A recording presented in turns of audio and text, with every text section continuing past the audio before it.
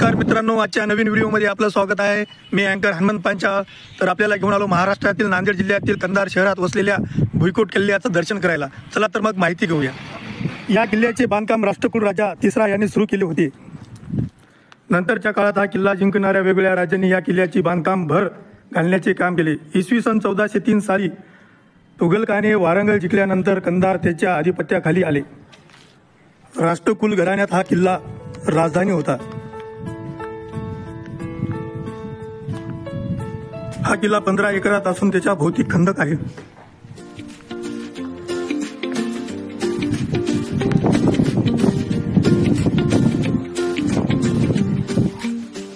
किल्ल्यावर एक हेटळणी बुरुज असून अनेक तोफा अजून चांगल्या स्थितीमध्ये आहेत। कंधारचे पूर्वीचे नाव पांचाळपुरी असून द्रौपदीचा पांडवासोबत विवाह या ठिकाणी झाला अशी आख्यायिका आहे। मित्रांनो, अशी पौराणिक आणि ऐतिहासिक माहिती जाणून घेण्यासाठी आमच्या पेजला फॉलो आणि लाईक जरूर करा।